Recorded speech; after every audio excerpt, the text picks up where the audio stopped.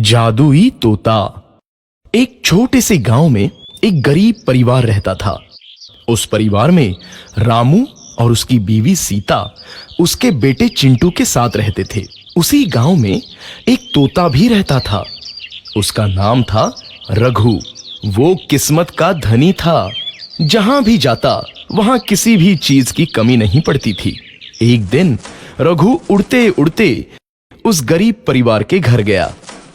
रघु सोचता है, अरे वाह, लगता है यहाँ आज बहुत अच्छा खाना मिलेगा। मैं पेट भर के खाऊंगा। वो एक कटोरी में रखे अमरूद देखता है। अरे वाह, अमरूद, मुझे तो ये बहुत पसंद है। मैं तो इसे पेट भर के खाऊंगा। रघु तोता अमरूद खाने ही लगता है। तभी सीता रघु को अमरूद खाते देखती है तो गुस्सा हो जाती है और उसे वहां से भगा देती है।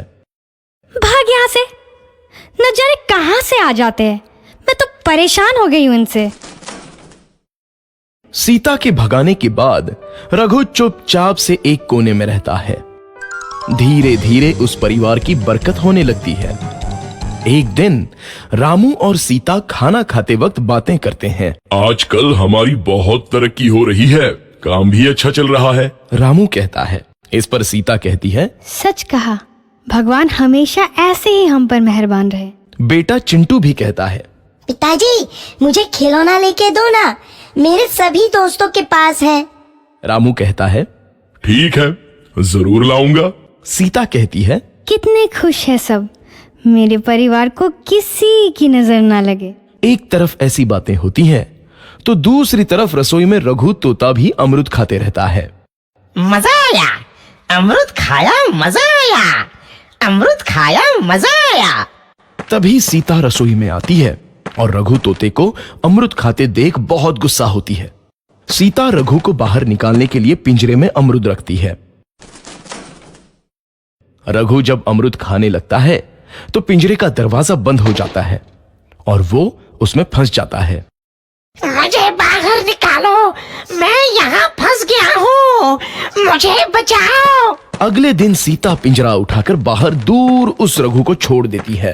रघु के जाते ही उनके घर आई बरकत धीरे धीरे कम हो जाती है। उन्हें बहुत घाटा होता है। सीता कहती है, ये क्या हो रहा है, अचानक इतना कैसे बदल गया? अभी तक तो सब कुछ अच्छा चल रहा था। रामू कहता है, लगता है भगवान हम पर रूठ गए हैं। चिंटू भी कहता है, लगता है अब मुझे खिलौने भी नहीं मिलेंगे। और वो रोने लगता है और बाहर चला जाता है। कुछ दिन बाद रघु तोता फिर से उस घर में आता है। वापस आया, मैं वापस आया, अब मैं जमकर अमरूद खाऊंगा।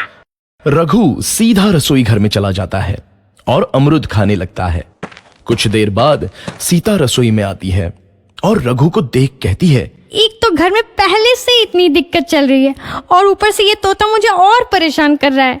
सीता रघु को वहां से भगा देती है। रघु उड़कर किसी कोने में छुप जाता है। कुछ दिन बाद धीरे धीरे उस घर की बरकत वापस आने लगती है। काम भी अच्छे से चलने लगता है। एक रात जब रघु तोता अमरूद खाने जाता है तो पिंजरे में फंस जाता है।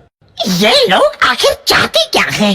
एक तोते को शांति से अमरूद खाने क्यों नहीं देते? मैं कौन सा चोरी कर रहा हूँ? बस अमरूद ही तो खा रहा हूँ। तभी रामू वहां आता है और पिंजरे में रघु तोते को देख उसे बाहर छोड़ देता है। ये तोता भी कितना जिद्दी है, बार बार वापस आ जाता है। जैसे ही रामू रघु को छोड़ देता है, अगले दिन से फिर से उनके घर की बरकत जाने लगती है। काम में घाटा होता है। किसी को समझ नहीं आ रहा था कि ऐसा क्यों हो रहा है। रघु तोता घर आता है तो अचानक बरकत आती है और जब रघु तोता को बाहर निकालते हैं तो बरकत चली जाती है। एक दिन सीता रघु तोते के घर आने और बाहर जाने की स्थिति पर नजर रखती है। ये तोता जब भी घर आता है तो घर में बरकत आती है और जैसे ही ये घर से बाहर जाता है तो उसी के साथ बरकत भी चली जाती है। कहीं ये जादुई तोता तो नहीं है?